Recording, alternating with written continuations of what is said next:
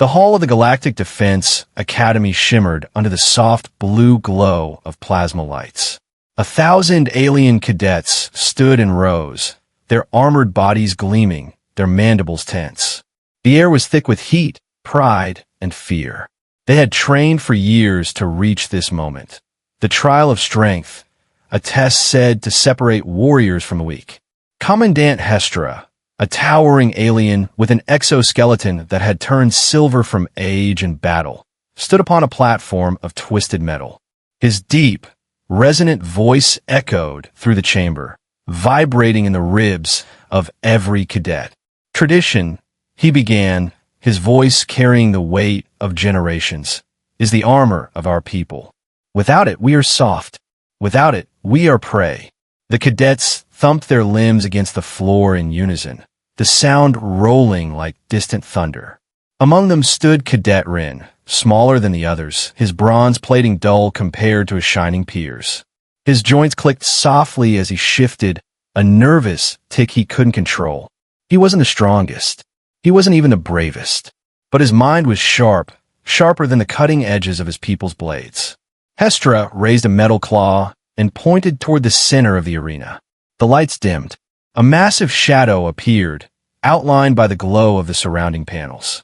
There, resting in the dust, was the object of legend, the unmovable stone. It was said to have fallen from stars. To the cadets, it was holy. To scientists, it was an artifact of impossible density. To those who tried to lift it, it was a destroyer of pride. This, the commandant roared, is the trial of your ancestors. To move it is glory. To lift it is immortality. The crowd buzzed. Every sensory stalk turned toward the object. It was black, perfectly smooth in some places, and jagged in others, like melted metal that had fused into one monstrous shape. The object absorbed light, as though even photons feared its presence. Cadet Tarl, the commandant barked. A massive alien, easily twice Rin's size, stepped forward. His armor gleamed like burnished iron.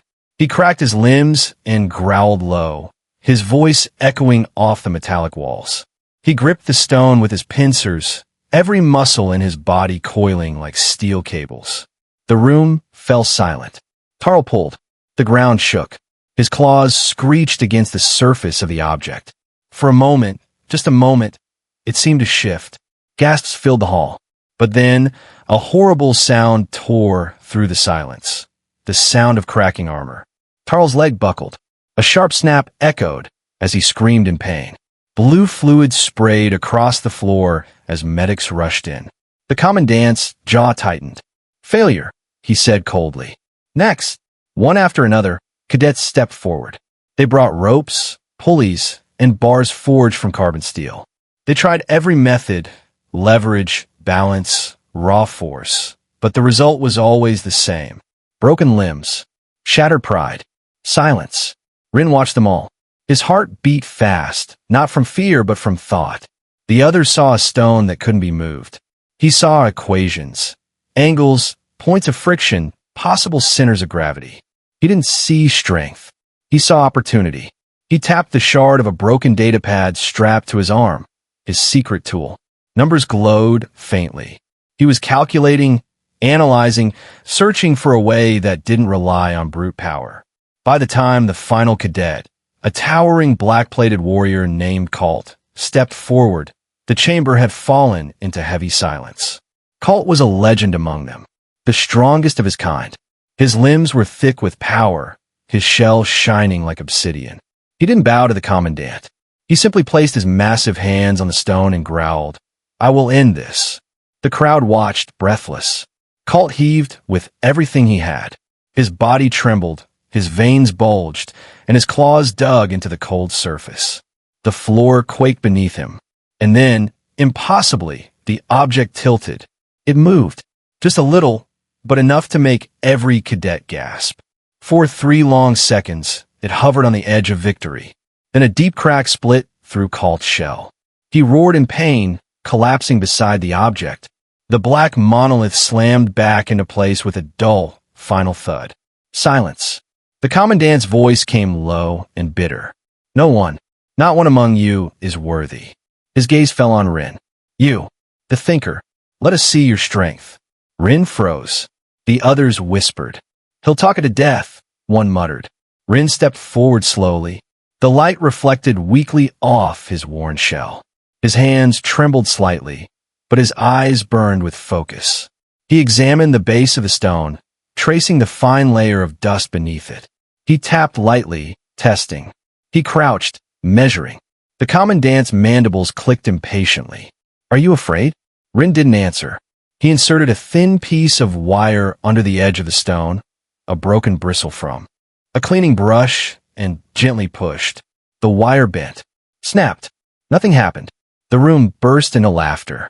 Even the commandant smirked. Rin lowered his head, bowed respectfully, and stepped back. But his mind was already spinning. He had seen something no one else had, a pattern, a possibility, a faint shift beneath the dust.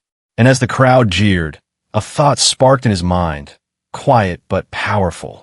This stone doesn't need strength. It needs understanding.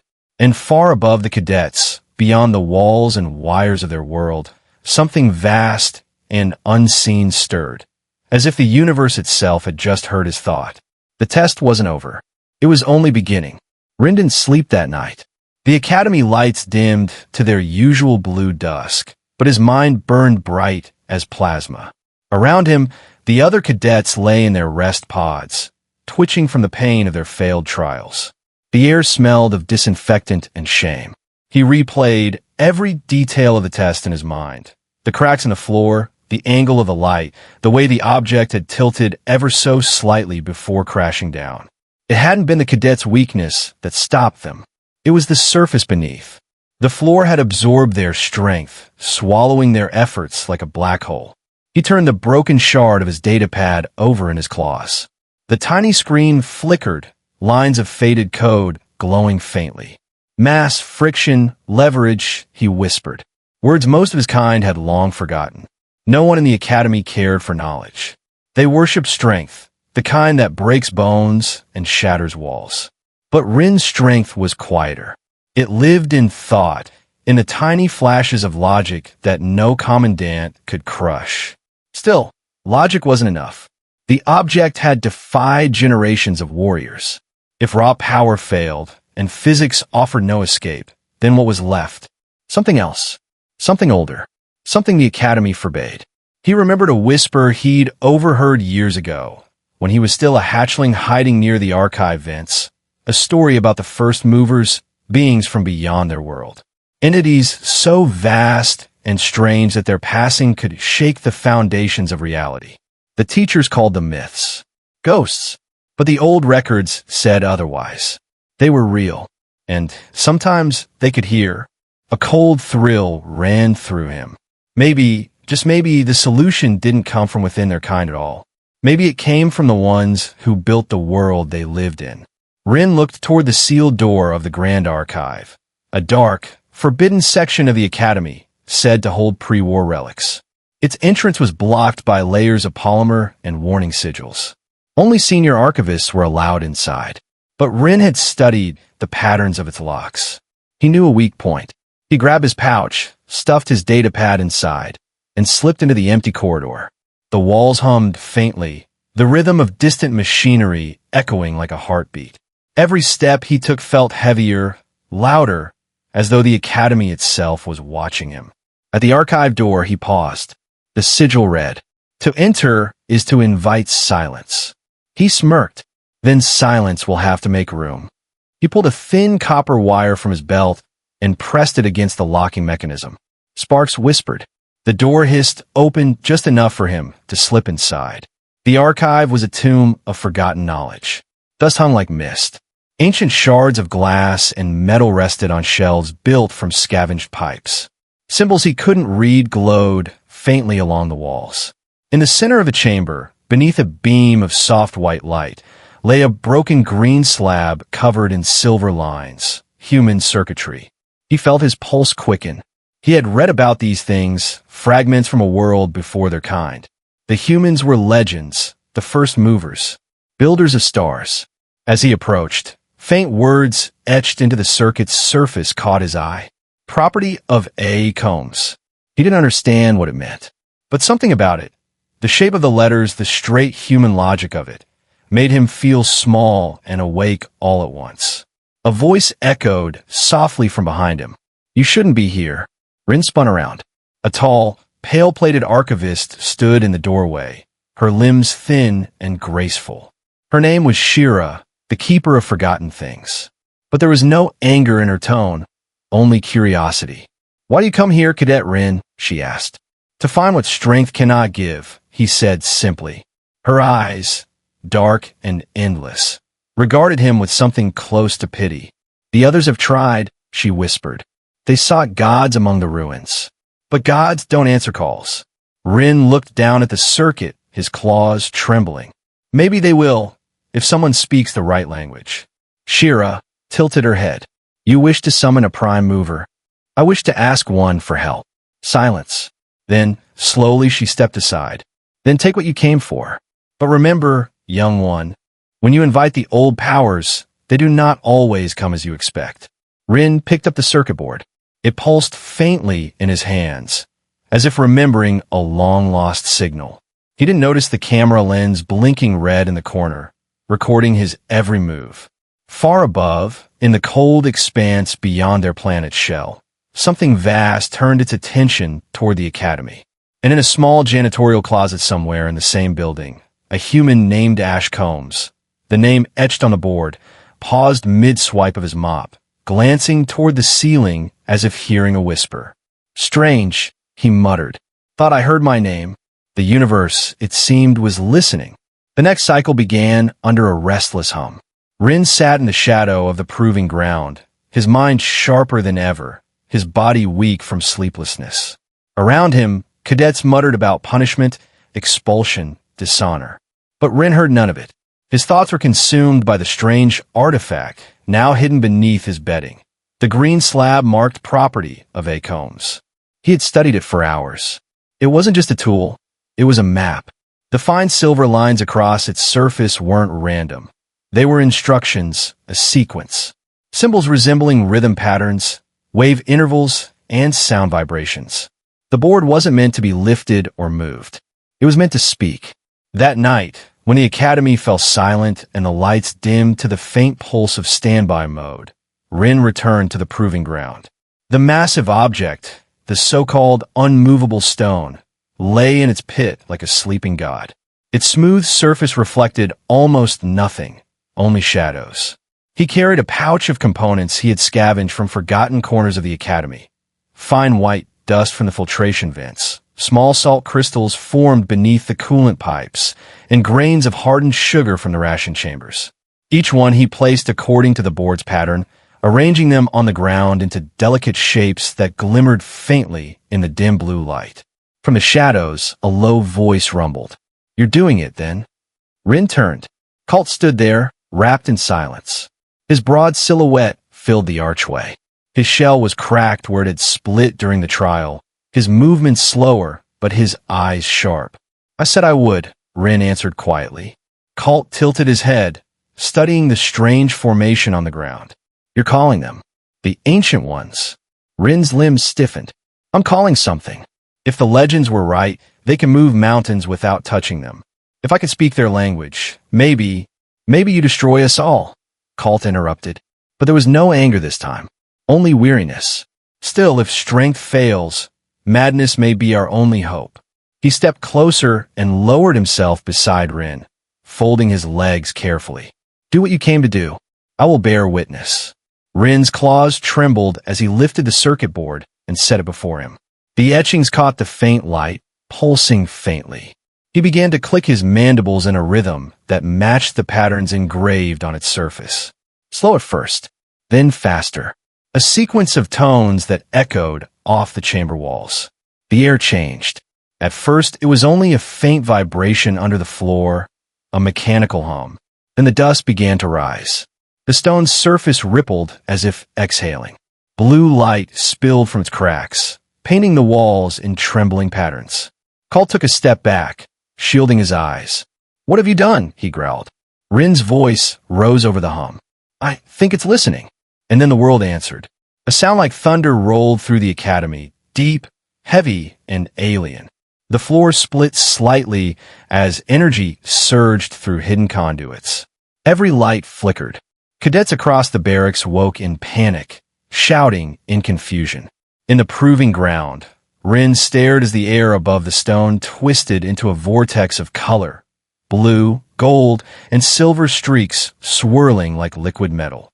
In the center of the maelstrom, a shape began to form, tall, upright, wrapped in shadow. Cult froze. By the ancestors. The vortex flickered, collapsing into a narrow shaft of white light that burned straight through the ceiling. Through it stepped a figure of impossible simplicity. 2 arms, 2 legs, fabric covering soft flesh, eyes that reflected the light like polished glass. A human. But to Rin, it was more than that. It was the prime mover. The figure blinked, squinting. In one hand, it held a mop. In the other, a small bucket of water sloshed against its leg. "Now where the hell am I?" the human muttered. Rin fell to his knees. The language was unfamiliar, but the tone, the authority in it, shook him to his core. The creature looked around, confused, its eyes widening as it saw the towering alien beside the monolith.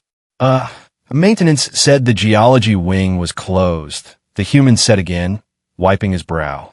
Cult's voice came out as a low hiss. "It speaks in divine tongues." Rin's eyes glowed with awe. It answered. The prime mover answered.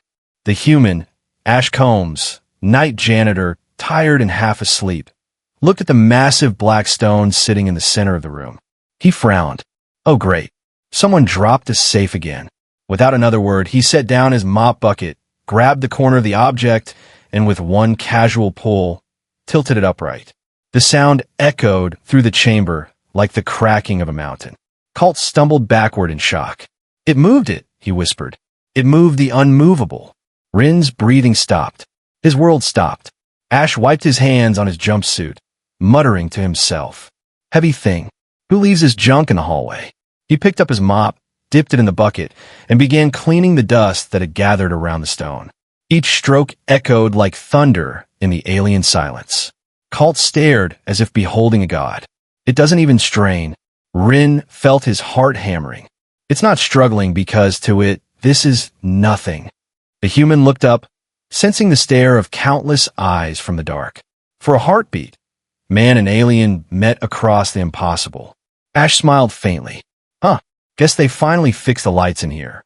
And then, just as quickly as he had appeared, he turned, collected his bucket, and walked back through the maintenance door. The portal flickered once and closed. Silence followed. Only the hum of the universe remained.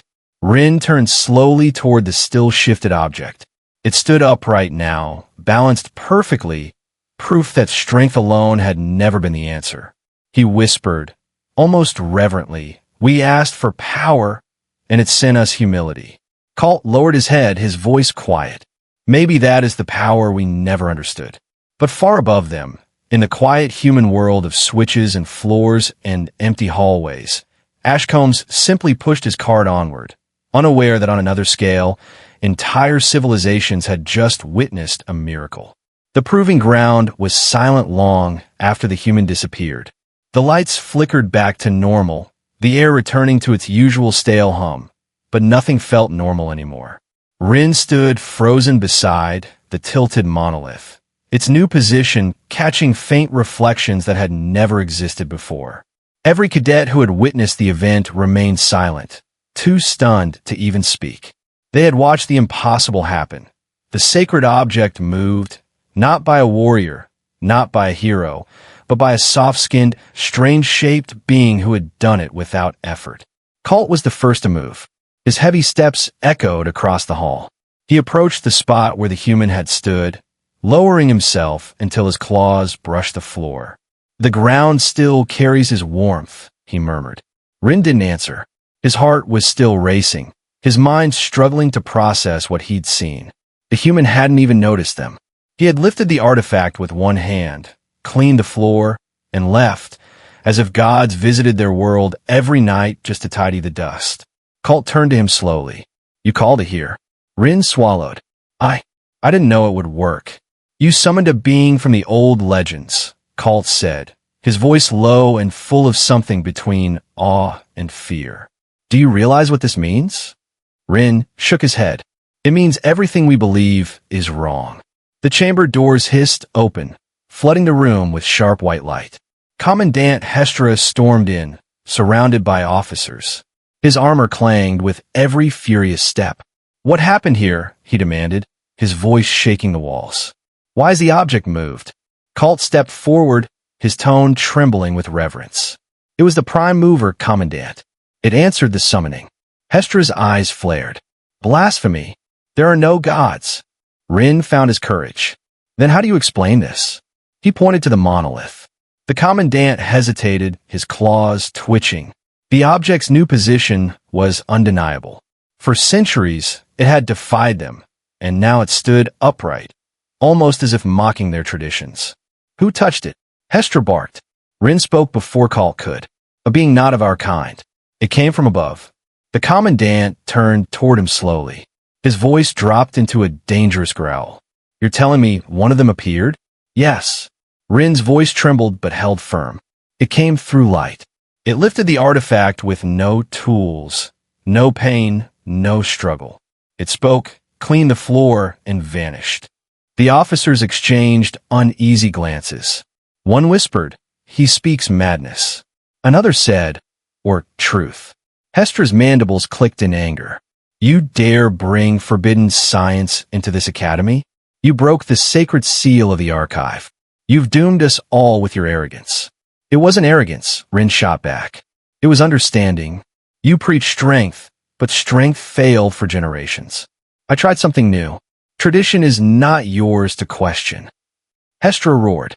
The old laws exist to protect us from what lies beyond the walls. The prime movers are chaos. You invited corruption. Colt stepped between them, his massive frame blocking the Commandant's advance. He speaks truth, Commander. I saw it too. The being was real. Then you're corrupted as well, Hestra hissed. Both of you. Rin's pulse hammered. He could feel every stare burning into him. In the Academy's law, defying tradition was worse than failure. It was heresy. But the truth was worth it. The being wasn't here to destroy, Rin said, his voice trembling but clear. It came because we called, and it helped us. Doesn't that mean something? Hestra glared. It means we've invited an infection. These creatures bring ruin wherever they tread. The archives speak of their power. They break worlds without meaning to. Colt lowered his gaze. Maybe that's what makes them gods. The Commandant turned away in disgust. Guards confined them both. Two armored figures moved forward, their steps heavy. Rin didn't resist as they grabbed his arms. His thoughts were already racing ahead. The human, Ash Combs, was real, and he had touched their world through something more than strength. As the guards led him through the dim corridors, Rin whispered to Colt, "If he came once, he can come again." Colt gave a slow nod, and this time, maybe we can speak to him. They were thrown into a cold holding cell, the doors sealing with a hiss. The lights flickered, leaving only shadows. For a long time, neither spoke. Then Colt said quietly, "Do you think he knows what he did?" Rin stared at the floor, remembering the way the human had smiled, how casually he'd lifted the impossible. "No," he said. "He doesn't even know we exist." Outside the walls, in the human world above, Ash Combs yawned and checked the time on his phone. 2:17 a.m. The building was quiet again. He didn't notice the faint shimmer near the maintenance door. The same doorway he'd walked through minutes ago. A lingering glow, pulsing faintly like a heartbeat. He frowned. Weird lighting in here tonight. He shrugged, mopped one last streak of water, and moved on. Deep below, in the Alien Academy's holding cell, Rin looked toward the ceiling.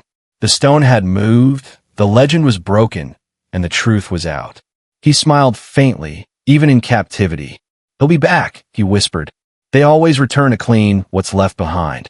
And somewhere between the stars and the floors of that quiet university, a connection formed, fragile, invisible, and unstoppable. The cell walls hummed softly with static, the sound of 1,000 unseen circuits buried behind steel. Rin sat in the corner, his claws folded neatly in his lap, eyes fixed on the floor. It had been 2 cycles since the summoning, and no one had spoken to him. No trial. No interrogation. Only silence, the kind that made thoughts loud. Colt paced across the narrow chamber, his heavy frame casting deep shadows. His armor still bore the scars from his failed trial, the cracks glowing faintly whenever he breathed. "They're afraid," he muttered. "The commandant, the officers, the whole academy. They don't know what to do with us." "They know," Rin said quietly. "They just don't want to admit it." Colt stopped pacing. "Admit what?" "That everything they believe in," Rin replied, "just changed." He could still see it when he closed his eyes, the human's calm expression, the effortless motion, the weight lifted as if gravity itself had obeyed him. It wasn't magic. It wasn't even power. It was normal to that being. The idea haunted Rin. In the silence, a faint vibration rippled through the floor. It started as a tremor, then became a steady pulse. A rhythm, almost like footsteps. Colt turned sharply. "What now?" Rin lifted his head. "Do you feel that?" Before Colt could answer, the wall to their right flickered, a soft blue light tracing lines across the metal as if drawn by invisible hands. The air changed, heavier, charged with static. Then came a sound. A voice. Soft. Human. Faintly muffled, as if coming through layers of reality. "Maintenance checked Sector 2 corridor." Rin's breath caught. He recognized that tone. The same deep, calm voice that had filled the proving ground. "It's him," Rin whispered. The sound continued, clearer this time, the words strange but rhythmic. "Lights keep flickering. I'll replace the fuse after mopping this mess." Colt frowned. "He's speaking again. But where is he?" Rin stood, pressing his claws against the glowing wall. "Not here. Not fully. He's close, somewhere above us." The metal thrummed beneath his touch. For a heartbeat, he thought he felt warmth. A faint human hum, distant but real. The connection wasn't broken. The summoning hadn't ended. It had only weakened. The door hissed open. Shira, the archivist, stepped inside, her pale, plating reflecting the dim light. "Get up," she said softly. "Both of you." Colt straightened. "They finally decided to execute us?"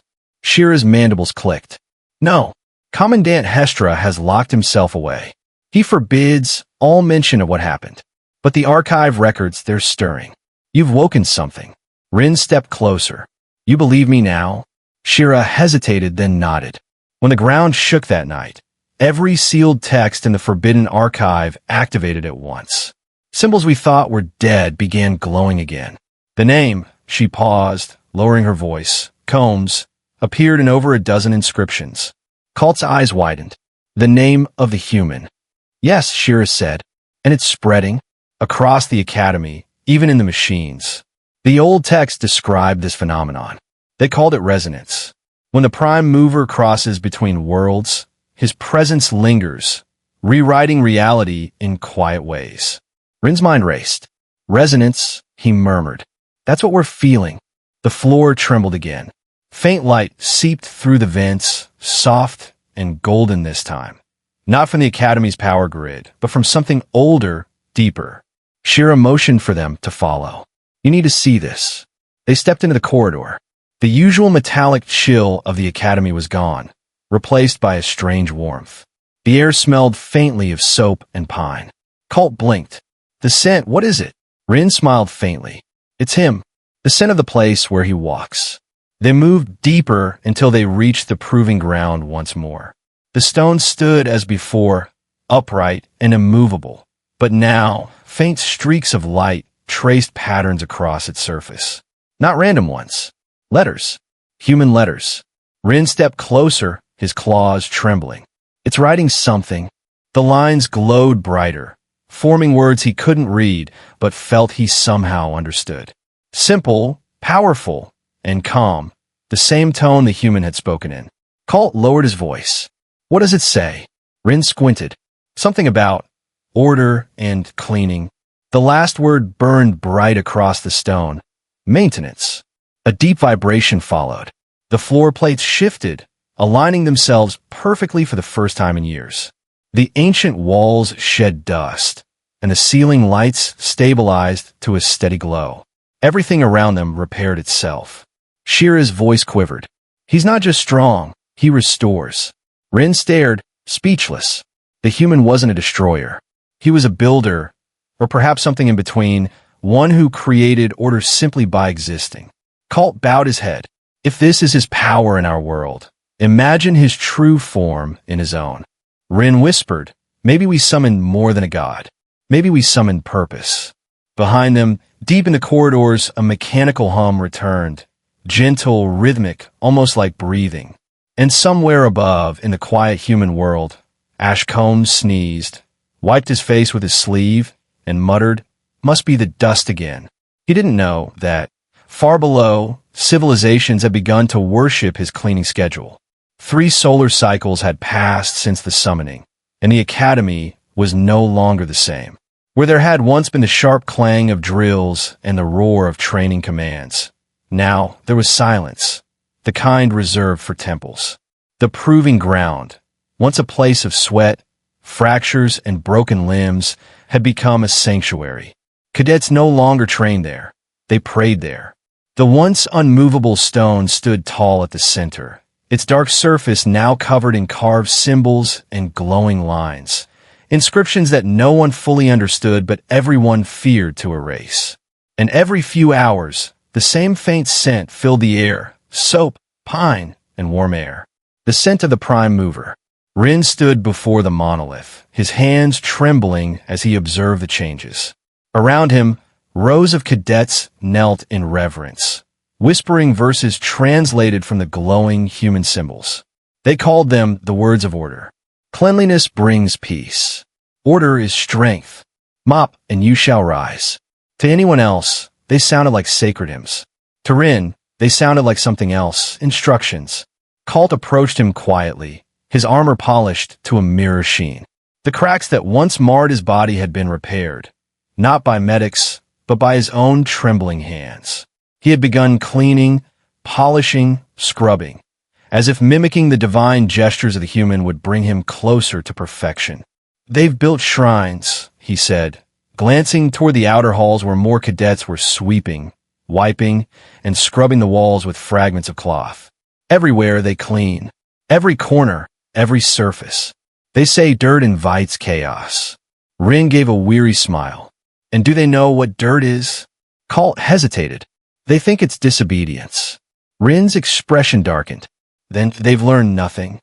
He looked up at the ceiling, where faint ripples of light pulsed like a heartbeat, the lingering resonance of the human's passage. We saw what he did, Colt. He didn't come to punish. He didn't even see us. He just fixed what was broken and left. Colt frowned, and yet his presence healed this place. The commandant's injuries vanished overnight.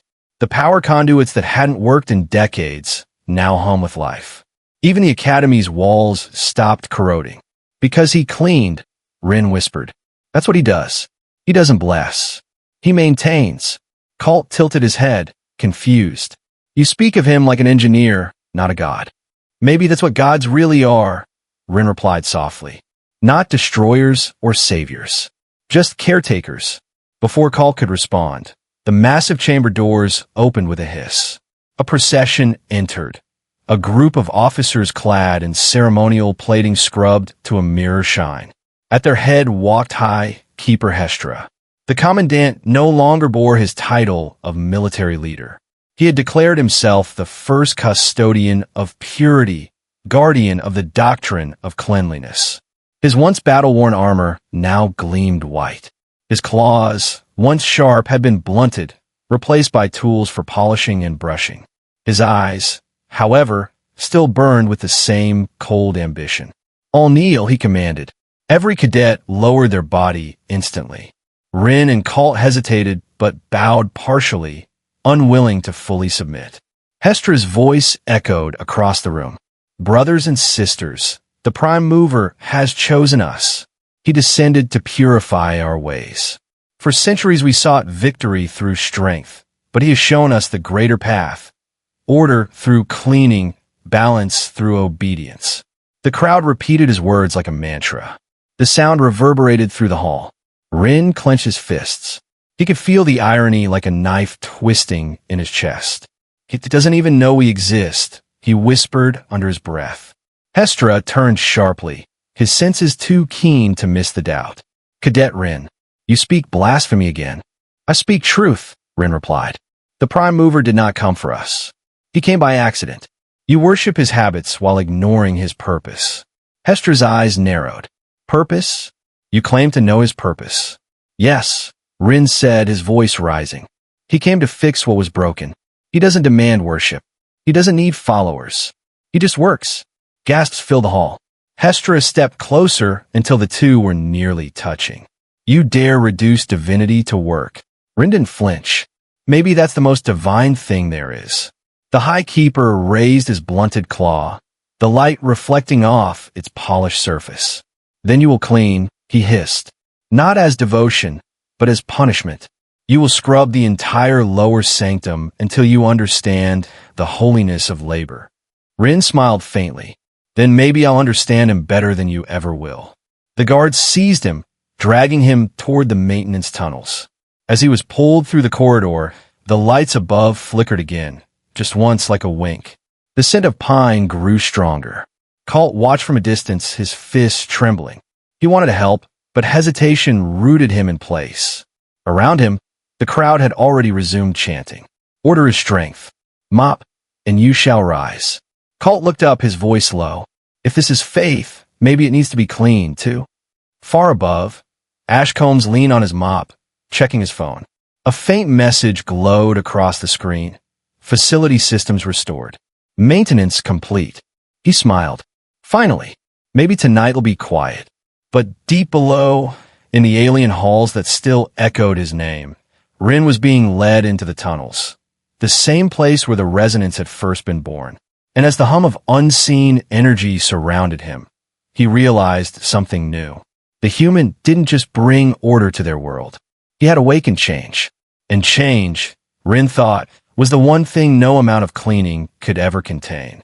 The tunnels beneath the academy were a maze of silence and dust. Old pipes groaned like sleeping giants. The air was thick with the scent of metal and decay, the smell of things forgotten. Rin's hands were raw from scrubbing, his claws chipped, but his mind had never been clearer. He wasn't cleaning for punishment anymore. He was searching. Every brush stroke across the cracked floor revealed something hidden, faint human markings buried beneath centuries of grime. Circles, lines, and letters that glowed faintly when the bristles passed over them. The deeper he went, the stronger the resonance grew. It wasn't faith that guided him now. It was understanding. He paused when his brush struck something solid. Not metal, not stone, but glass. He crouched and wiped the surface carefully. Underneath, glowing softly, was the same inscription he had seen before. "Property of A. Combs." His breath caught. "You again," he whispered. He pressed his claw against the glass. The vibration answered instantly, a low hum, like a heartbeat buried in the world itself. Then, faintly, impossibly, came the sound of a voice. Power surge again, what the? It was distant, muffled, but unmistakable. The human's voice. The light flared. Rin stumbled back as the tunnel filled with a blinding white glow. The air shimmered, bending around an invisible shape that slowly began to form. First the sound of squeaking wheels, then the faint splash of water, then footsteps. When the light faded, Ashcombe stood there again, mop in hand, wearing the same gray uniform, squinting as if annoyed by the brightness. "Okay," he muttered, looking around. "Who keeps spilling this stuff down here? These floors are a mess." Rin fell to his knees, unable to speak. To him, the being before him was not a janitor. It was the Prime Mover, returned. Ash bent over, running a gloved finger along the floor. "Dust. Everywhere. Didn't I clean this hall last week?" He sighed, setting the bucket down. His mop squeaked softly as he began to work. Each stroke left behind faint ripples of light that spread through the walls. The entire tunnel seemed to breathe. Pipes aligned. Broken tiles healed. Even the cracks in the ceiling sealed themselves, one by one. Rin's voice trembled. "You repair the world without knowing." Ash straightened slightly, glancing around as if hearing something. Huh, thought I heard a voice. Rin took a cautious step forward. Can you hear me? Ash frowned, looking in Rin's direction, but his gaze passed through him. Weird acoustics in here. He tapped his earpiece. Probably feedback. The realization hit Rin like a blow. The human wasn't truly there. Not in his world, at least. He was a projection, an echo crossing dimensions through the residue of resonance. The gods they worshipped weren't listening. They were simply existing. Rin's throat tightened. You don't even know what you've done, and yet you've changed everything. Ash wrung out his mop and continued cleaning. Somebody's got to keep the place together, he muttered, half to himself. The words sank into Rin's mind like sacred scripture. Keep the place together. That was it. That was the essence of the human. Not conquest, not worship, maintenance. The light grew brighter as Ash reached the end of the corridor. His form began to fade, the ripples of energy slowly collapsing back into stillness. Rin reached out instinctively, his claws stretching toward the retreating figure. Wait, please teach me. Ash paused for a moment, though whether he heard or not, Rin couldn't tell. He adjusted his grip on the mop, gave a small nod to himself, to the air, maybe to the universe, and whispered something under his breath. Always start from the cleanest corner. And then he was gone. The tunnel went dark. Rin stood in silence, his heart racing. Those words repeated in his mind like a mantra.